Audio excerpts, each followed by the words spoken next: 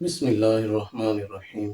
बिस्मिल्लाहि तवक्कलतु अलल्लाह ला हौला वला कुव्वता इल्ला बिल्लाह। डियर स्टूडेंट्स, अस्सलाम वालेकुम। स्टूडेंट्स, आज हम 9th क्लास की न्यू बुक स्टार्ट करने वाले हैं। न्यू बुक स्टार्ट करने से पहले अल्लाह ताला से दुआ कर लेते हैं। रब्बी शरह ली सदरी व यस्सिर ली अमरी वहलुल उक़दतम मिन लिसानी यफ़क़हू क़ौली रब्बी ज़िदनी इल्मा रब्बी ज़िदनी इल्मा रब्बी ज़िदनी इल्मा। या अल्लाह पाक, मैं जो कुछ यहाँ समझाऊँ मेरे स्टूडेंट्स को समझ आ जाए, तुझसे यही दुआ है। Let us start. आज हम इसके पहले दो क्वेश्चन करेंगे। First question, identify each of the following as a rational और इरेशनल नंबर। आइडेंटिफाई का मतलब पहचान करें, निशानदही करें कि इनमें से रैशनल कौन सा है, इरेशनल कौन सा है। रैशनल उर्दू में कहेंगे नातिक, इरेशनल गैर नातिक। तो नातिक और गैर नातिक, रैशनल इरेशनल, इसकी पहचान हमने करनी है। इसकी पहचान से पहले मैं कुछ वेज आपको समझाऊंगा कि कैसे हमें पता चलेगा कि ये रैशनल है, ये इरेशनल है। आमतौर पर हम कहते हैं कि जी ऐसे बात जो ऐसे नंबर्स जो पी ओवर क्यू फॉर्म में लिखे जा सकें, दैट आर रैशनल, लेकिन सफिशिएंट नहीं है। क्यों? आपके पास एक नंबर है 22/7 जिसे हम पाई कहते हैं। 22/7 ये इरेशनल है, ये गैर नातिक है। अब ये बटे की शक्ल में तो है, पी ओवर क्यू फॉर्म में तो है, लेकिन हम इसे गैर नातिक या इरेशनल कह रहे हैं। क्यों कह रहे हैं? लॉजिक देखते हैं। देखें, आपके पास फ्रैक्शनल फॉर्म में अगर रकम है, उसका रिजल्ट कुछ ऐसा आ रहा है, जैसे ये 1/2 है, तो आपके पास 0.5 आंसर आ गया। आंसर टर्मिनेट हो गया, एंड हो गया, आगे नहीं चल रहा, यहाँ पर एंड है। तो ऐसी फ्रैक्शन जो टर्मिनेटिंग हो, जो मुख्तमिम हो, मुख्तमिम इख्तिताम हो जाए, एंड हो जाए, तो उसे हम रैशनल कहेंगे। ये रैशनल या उर्दू में नातिक, ये नातिक है। ठीक हो गया। अच्छा, इसके बाद अगर कोई टर्म आगे आंसर देती जाए, लेट कर लें ये 1.3 है, 1/3 है, फर्ज करें इसका आंसर ये 0.3333 कुछ ऐसा आ रहा है। हम इसे चेक कर लेते हैं कि 0.333 कुछ ऐसा आ रहा है। तो ना तो ये टर्मिनेट हो रहा है, मतलब चलता जा रहा है, और ना ही चेंज लफ्ज आ रहे हैं, डिजिट चेंज नहीं है, सिमिलर आ रहे हैं। इसे हम कह सकते हैं कि री अकर हो रहे हैं, recurring and non terminating. Recurring and non terminating fraction जो होगी ये नातिक होगी। जैसे ये ऊपर है, ऐसे ही ये रैशनल या नातिक, ये भी नातिक होगी। अब इसकी फिर फर्दर कुछ टाइप्स है। मसलन आपके पास यही फ्रैक्शन कुछ ऐसी अगर है कि 1.1666, लेट कर लें, मैंने ये इधर रकम नहीं लिखी, कोई एग्जाम्पल ली है, ठीक है, लेट कर लें 1.16666 और आगे ये चल रही है। अब देखें 16 दो रकम में 16 बनती है, तो आगे 16 तो नहीं है, लेकिन ये 1 छोड़ के 6 रिपीट होने लग गया, तो ये भी इसी कैटेगरी में आ जाएगी, मतलब रैशनल हो जाएगी। रेकरिंग है, 6 री अकर हो रहा है, ठीक है, तो ये भी नातिक होगी, ये भी रैशनल होगी। आपने रैशनल की ये कुछ टाइप पढ़ ली कि जिसमें आंसर एंड हो जाए, फिर जिसमें आंसर एंड नहीं हुआ, और एंड नहीं हुआ मगर रीअकर हो रही है, बार बार रकम आ रही है, एक जैसी आ रही है, तो ये भी रैशनल की कैटेगरी में आ गई। अब इस रीअकर होने वाली रकम में एक और टाइप हमने देख ली कि आपके पास यहाँ पर 16666 1 रिपीट नहीं हुआ, कुछ रकमें ऐसी भी आ सकती हैं जिसमें ये रिपीट होगा। मसलन लेट कर लें कि आपके पास ये है 0.17, फिर 17, फिर 17 और सो ऑन, ये भी उसी कैटेगरी में 17 रिपीट हो रहा है, ठीक है, ये भी रैशनल होगा। अच्छा, अब ये सारी तो हमने रैशनल की कैटेगरी में पढ़ ली। कुछ इसमें एक और भी स्टेप, लेट कर लें यही रकम कुछ ऐसी लिखी हुई है 17 के ऊपर बार। अब बार क्या है? बार का मतलब इसके नीचे जो रकम है वो रिपीट होगी, यानी आप इसे लिख सकोगे 0.17 17 17 एंड सो ऑन, सेम वही रकम है। तो इसका मतलब ऐसी रकमें जिसके ऊपर बार होगा वो भी रैशनल की कैटेगरी में आ जाएंगी। ठीक हो गया। अब रैशनल की कैटेगरी में कुछ ये रकमें हमने सीख ली, एक और आपको समझा देता हूँ।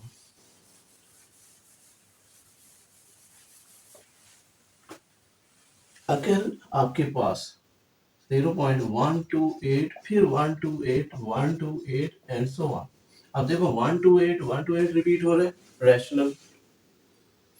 अच्छा, अगर आपके पास रकम आ जाए 0.12765431920 एंड सो ऑन, इरेशनल। क्यों इरेशनल? ना तो टर्मिनेट हुई, मतलब आंसर नहीं आया, रकम नहीं रुकी, और ना ही रीअकर हो रही है, रेकरिंग भी नहीं है, बार बार भी नहीं आ रही, गैर मुख्तमिम और गैर मुतवली। ये मुतवाली रकम क्या है? मतलब रिपीट होने वाली। अब आपके पास non recurring and non repeating अगर रकम आ जाए तो फिर हम क्या कहेंगे? इरेशनल। ये इरेशनल है। यहाँ पर थोड़ा सा आपको क्लियर कर दूं, देखिए ये 1 है, इधर 1 फिर भी आया, तो क्या आप इसे रिपीटिंग कहेंगे, रेकरिंग कहेंगे? नहीं भाई, इस 1 के बाद 2 है, तो इस 1 के बाद तो 9 आ रहा है, वो रिपीट नहीं हो रही, सेम रकम नहीं आ रही। इसी तरह ये 2 है, अब 2 दोबारा भी आया हुआ है, तो क्या ये रिपीटिंग? नहीं, सिमिलर फिगर्स आए। ठीक है, तो ये कौन सी होगी? इरेशनल, गैर नातिक होंगी। आपको नातिक और गैर नातिक, रैशनल इरेशनल का थोड़ा सा मैंने आपको कॉन्सेप्ट दे दिया। अब इनमें कुछ रकमें होंगी जो फिक्स हैं, जिनको हम समझते हैं कि ये जी इरेशनल है और ये रैशनल होंगी। ये हम जब सवाल करेंगे थोड़ा सा मैं क्लियर करता जाऊंगा। पहला क्वेश्चन, मैंने सारे पार्ट्स यहाँ लिख दिए 2.3535 एंड 35 और आंसर यहीं तक। देखिए हमने पढ़ा था कि अगर कोई टर्मिनेट हो जाए, टर्मिनेटिंग करेक्शन है, मतलब उसका आंसर आ जाए 0.5 मैंने बताया था, तो यहाँ देखें ना, पॉइंट के बाद 3535 एंड 35 और फिर एंड हो गया, तो ये टर्मिनेटिंग करेक्शन हो गई ना, रैशनल नातिक। क्लियर? अब इसे जस्ट यही बताना है, लेकिन इसकी बैकग्राउंड में आपको पता जरूर होना चाहिए कि कैसे ये इस तरह की बात तो भाई एक 7 क्लास का बच्चा भी उठ के याद कर लेगा कि ये नातिक है, ये गैर नातिक है। भाई कैसे है, आपको ये सीखना है, आगे चलकर यही चीजें आपके काम आएंगी। अब नेक्स्ट 0.6 और इसके ऊपर बार मैंने लिख दिया रैशनल। मैंने आपको क्लियर किया था कि 17 के ऊपर अगर बार है, बार का मतलब ये रिपीट होने वाली रकम है, तो इसी को हम 0.666 ऐसे लिख सकते हैं, रिपीट होने वाली है। ठीक है, non terminating and recurring fraction, तो ऐसी फ्रैक्शन को हम रैशनल कहा करते हैं, ये रैशनल है, यह मैंने लिख दिया। इसके बाद 2.236067 इरेशनल, मैंने ये डॉट लगे हुए, मतलब नॉन टर्मिनेटिंग है और सिमिलर फिगर्स नहीं आ रही, एक जैसी रकमें नहीं है।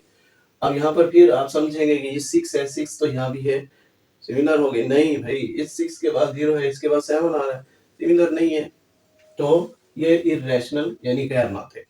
And next square root of 7 irrational, square root में रकम है और इसको सॉल्व करने पर आपको मिलेगी, होल नंबर नहीं मिलेगा। अगर होल नंबर ना मिले, इस तरह की रकम हो, तो आपके पास ये उसी कैटेगरी में आ जाएंगी कि भाई non terminating and non recurring. अगर ऐसी रकम है तो इरेशनल। और वैसे भी इसके अंदर देखें, स्क्वायर रूट के अंदर प्राइम नंबर लिखा हुआ है, प्राइम नंबर है, आंसर आप सॉल्व करके देखेंगे तो यही कैटेगरी आ जाएगी।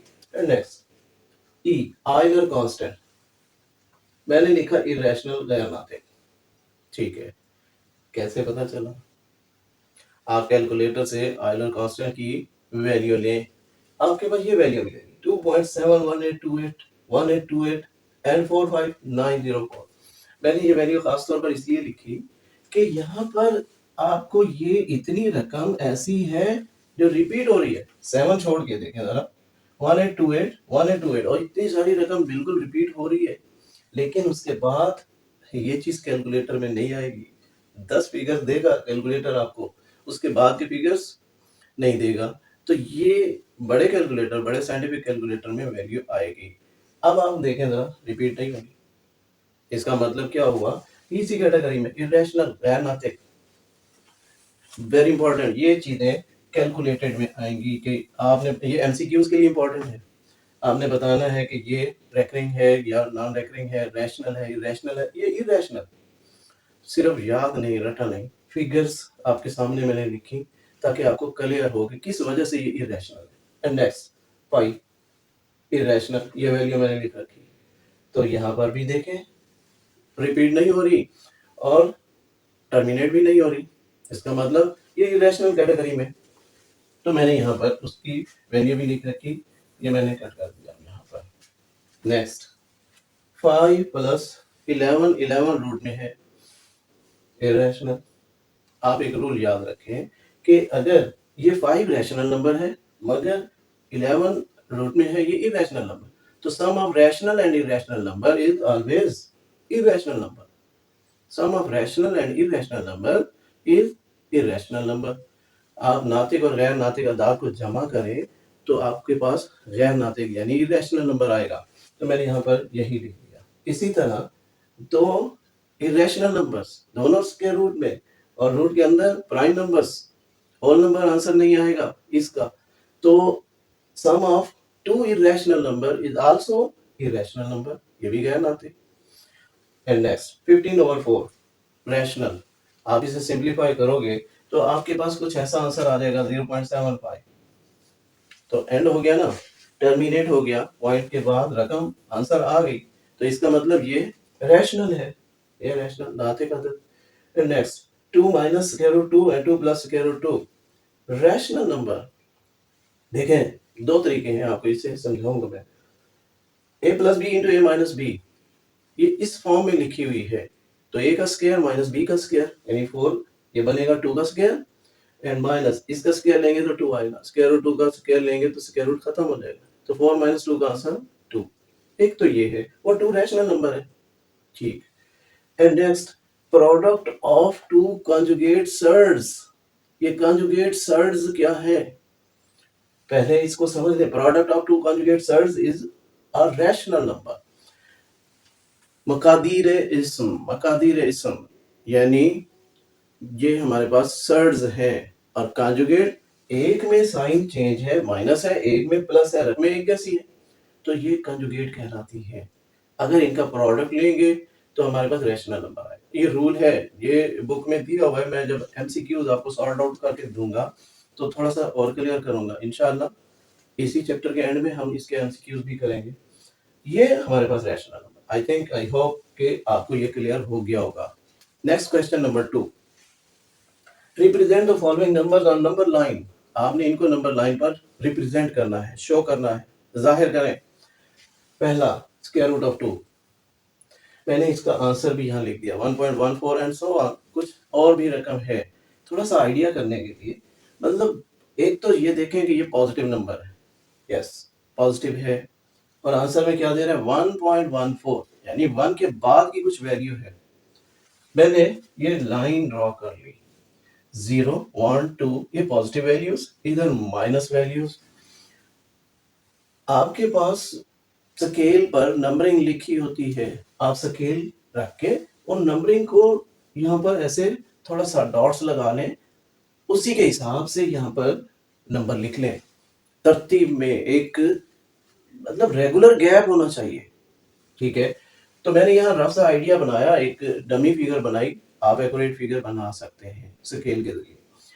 अब आपने यहाँ पर जज किया कि 1 के बाद इसका आंसर होना चाहिए, ये सिर्फ जजमेंट करने के लिए, आपने नीट वर्क में नहीं लिखना, सिर्फ आपको समझाने के लिए लिख रहा हूं। अब यहाँ पर स्क्वायर रूट 2 यहाँ तो नहीं लिखा हुआ, ये तो होल नंबर्स हैं 0 1 2 3 और फिर इधर माइनस में भी वैल्यूज, ठीक है, एक राउंड फिगर्स हैं। अब ये तो पॉइंट्स में रकम है, स्क्वायर रूट में रकम है, हम इसे कैसे रिप्रेजेंट करेंगे। हम इसके लिए एक थ्योरम यूज करेंगे, पाइथागोरस थ्योरम, फिथागोरस थ्योरम। अब एक थ्योरम का इसमें क्या ताल्लुक है भाई? ताल्लुक है, वो थ्योरम क्या है कि अगर आपके पास कोई राइट एंगल ट्राइंगल है, तो ये लेट कर ले, मैंने एक राइट एंगल ट्राइंगल बना, इसके सामने की साइड वाटर यानी हाइपोटेन्यूज, तो ये बड़ी साइड होती है, 90 के एंगल के सामने होती है।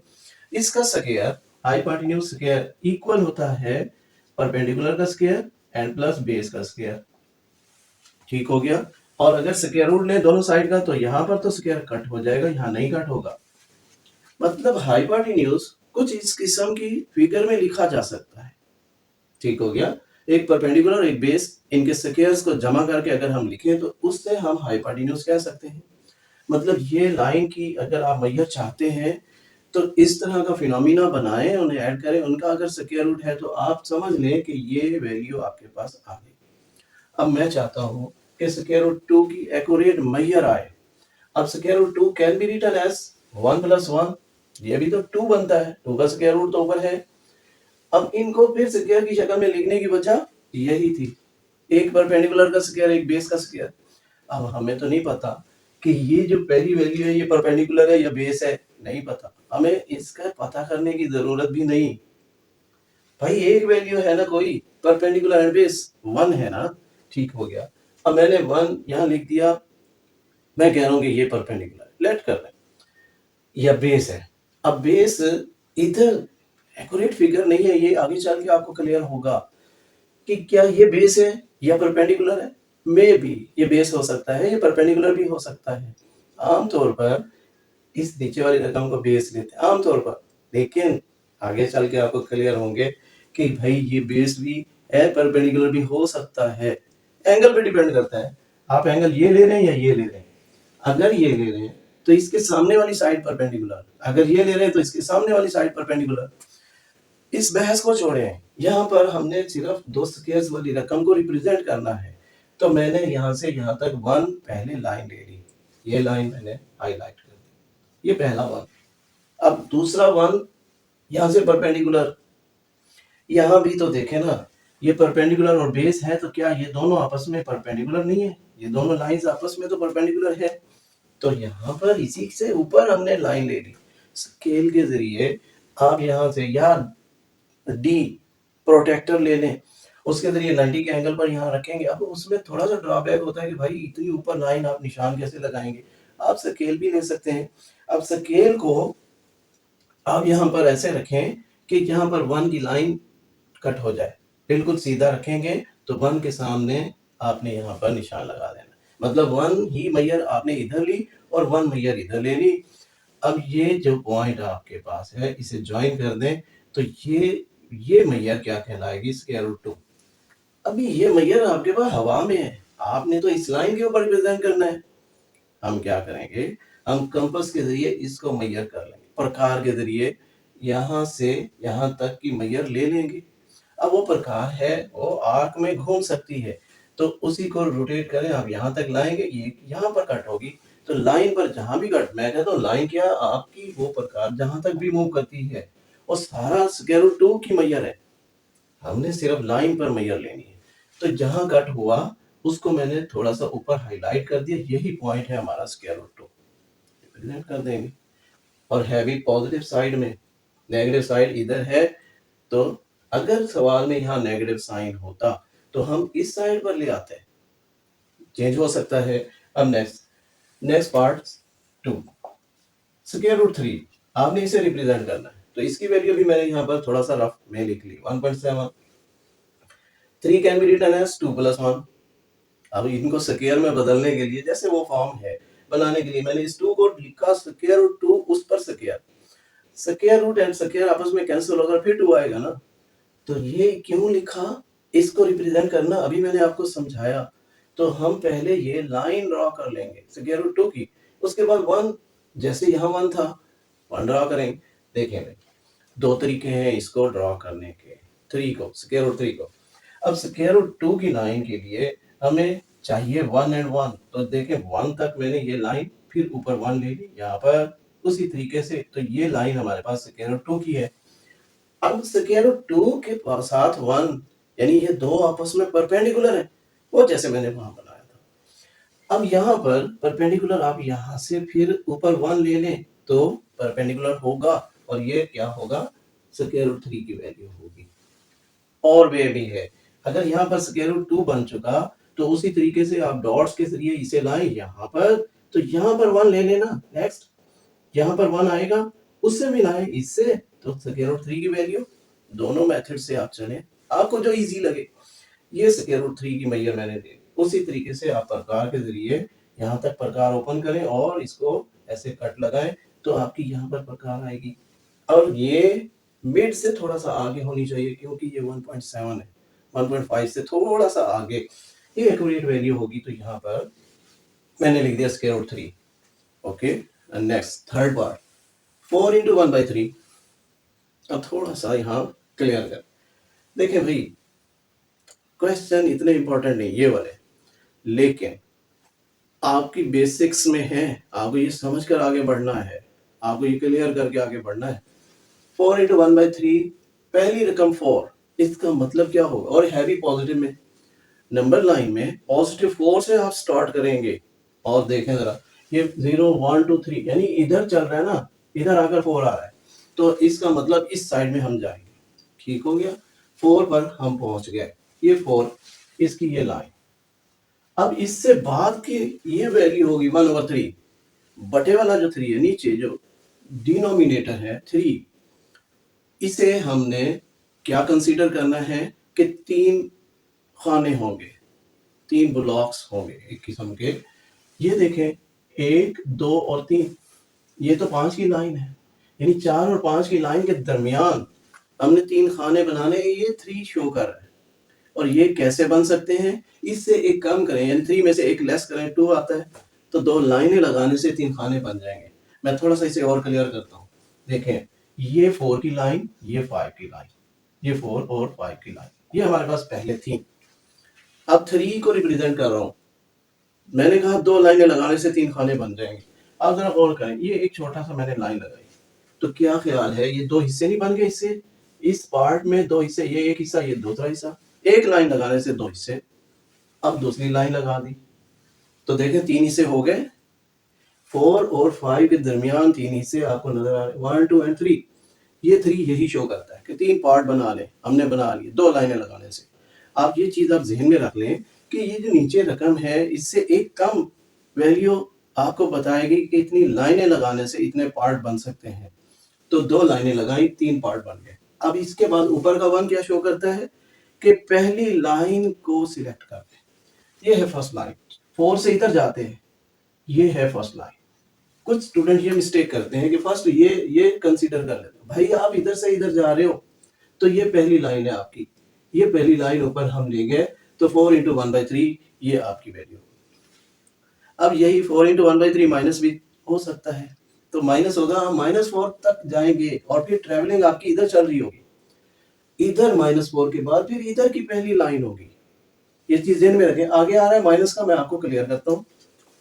अब नेक्स्ट -2 इंटू 1/7, आपके पास ये वैल्यू, इसको रिप्रेजेंट करना है, तो पहली वैल्यू क्या है, -2 तक आपने पहुंचना है। मैंने नंबर लाइन पे ये -2, ये 0 -1 माइनस, इधर पॉजिटिव होंगे तो हमारी जरूरत नहीं है, इसलिए मैंने लिखे नहीं।